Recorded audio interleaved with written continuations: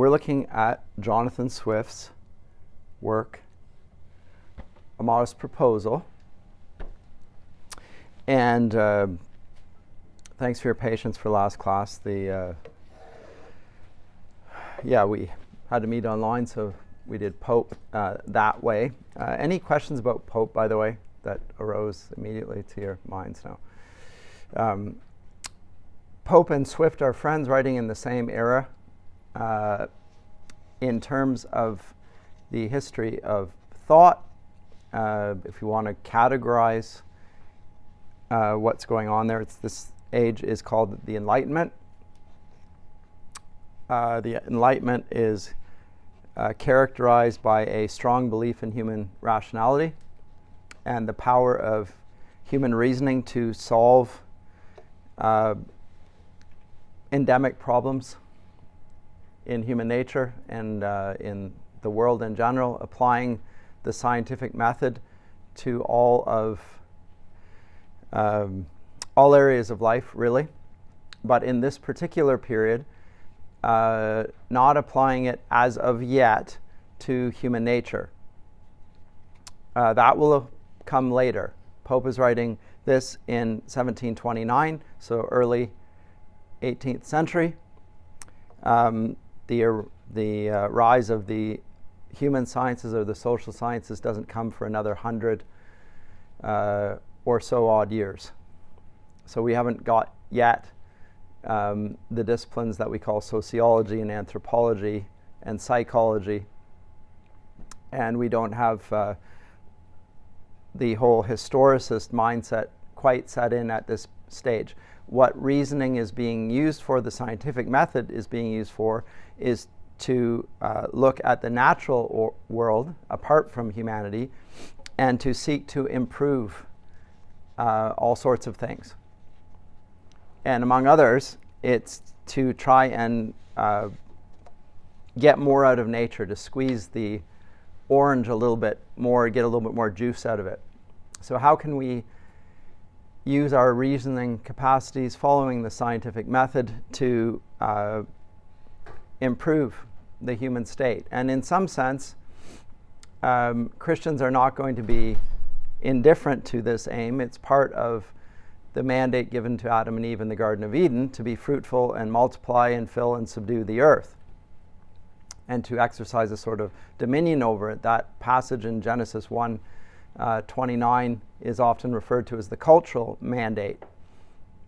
You're to make of the Garden of Eden, you're to spread that garden and to work. Remember, they're called to work before the fall.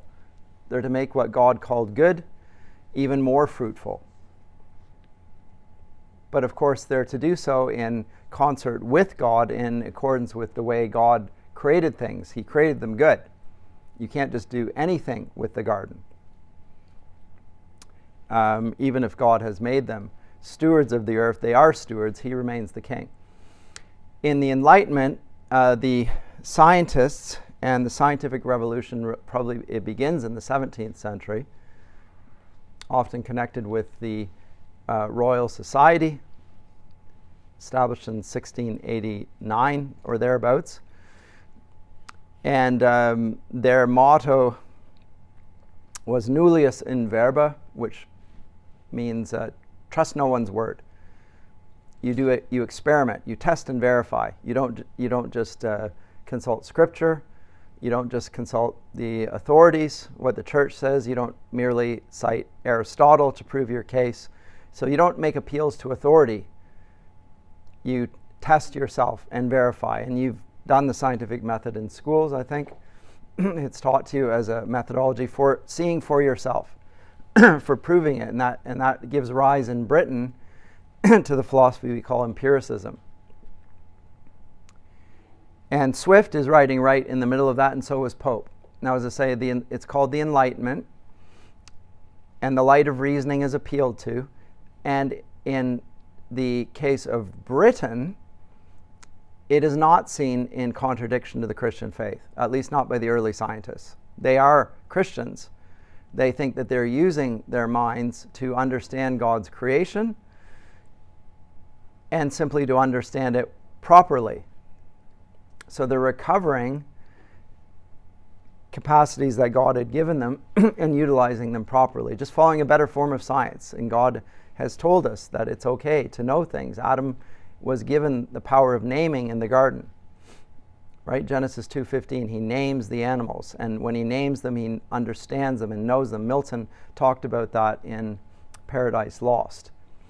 It depicted that very carefully, and I said that when we were looking at Adam and Eve in the Garden of Eden, we need to be careful not to be guilty of what C.S. Lewis called chronological snobbery, assuming that Adam and Eve were unintelligent, lacking insight into things. They're portrayed very differently. In fact, they're superior to us. That's how Milton portrays them. Morally, intellectually, spiritually, physically, everything about them is superior to us. They're going to fall.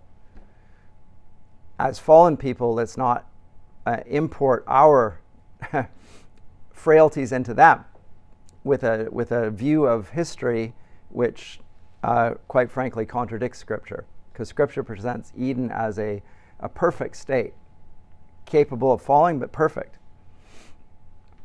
Come the Enlightenment, the scientists are trying to recover what was lost. But that quickly, particularly in France, has an anti-authoritarian, anti-establishment, anti-Christian ethos as well. And reasoning is used in some sense to dominate nature. And there's no better way of illustrating this than to look at the way in which gardens are portrayed. Let me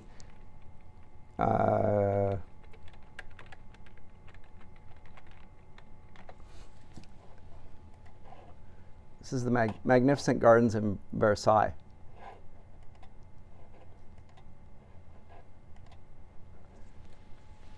Isn't it extraordinary?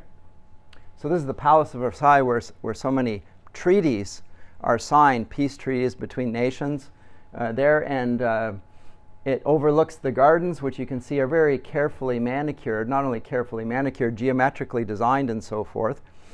And there's obviously a terrific viewpoint. This may look familiar. The Washington Mall in Washington, D.C. has a similar sort of water course going out of it, famous, right? And the structure, it's the product of the Enlightenment as well, Washington, D.C. The United States is influenced by the Enlightenment in just its structuring of life. And it's a particular view of reason and nature. What's the right relation of reasoning and the power of reasoning in nature? The French view, which then very quickly I think becomes the American view, not maybe initially but later on, is that we should order nature, and it should be rationally ordered, very precisely, geometrically. And what you will notice here is that when you get down to the precision of it, the trees look all the same. They're the same height, the same shape, the same size, the very same trees. And when you drive up to Versailles, you'll see that they're equidistant as well. So it's mathematically designed with the idea that the way in which the natural order ought to reflect Eden is in accordance with mathematics. And you can juxtapose that view of a garden with let's say, an English garden.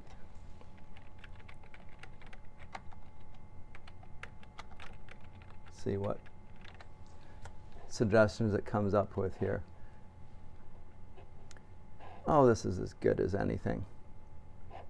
Or this. I have no idea where this is. What is an English garden? Well, I don't care what you say. I just wanted to show you. This is an English garden. Compare and contrast. It looks a little bit wild. A little bit overgrown. It's less carefully arranged. It's not symmetrical. It's not geometrical. It's not mathematical. It has nonetheless the beauty of nature being expressed in it. Now, what I'm submitting to you is there are different ideas of the relation of humanity to culture, or art and culture being employed here. The word art is just simply a way. It's a way of doing things. So artifice. How do we take what God has given nature, the created order, and how do we interact with it? It's also going to be a subset of a broader topic, Christ and culture. How is a Christian supposed to engage with culture? That's a bigger question. But for here, how do the arts and sciences engage with nature? How do they do that? Say the French illustration is this one. Very rational. This is the age of reason. Palace of Versailles was built by Louis XIV, the so-called Sun King. And the engagement there was through using reason to control and orchestrate everything from the top down. The king represented the sun. The other planets revolved around him.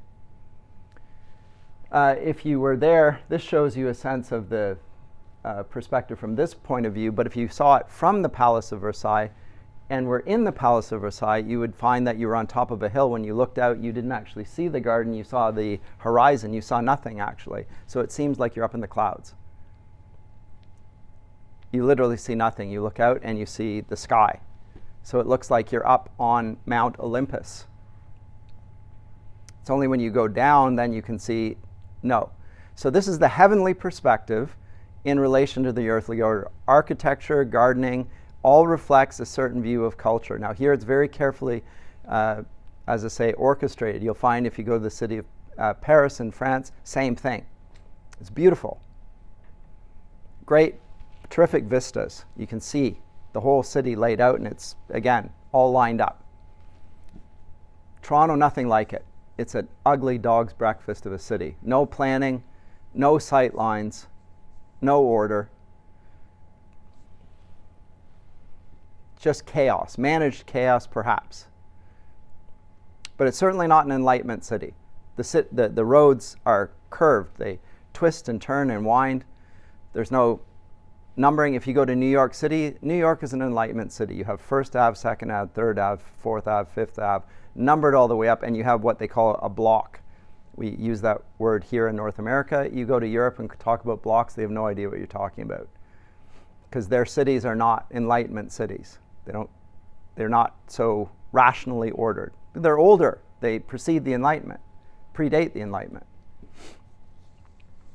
This is all a way of introducing what Swift will bring to our attention. Now, as I say, he and his friend Pope are writing in the midst of this period where science is being used by political rulers and by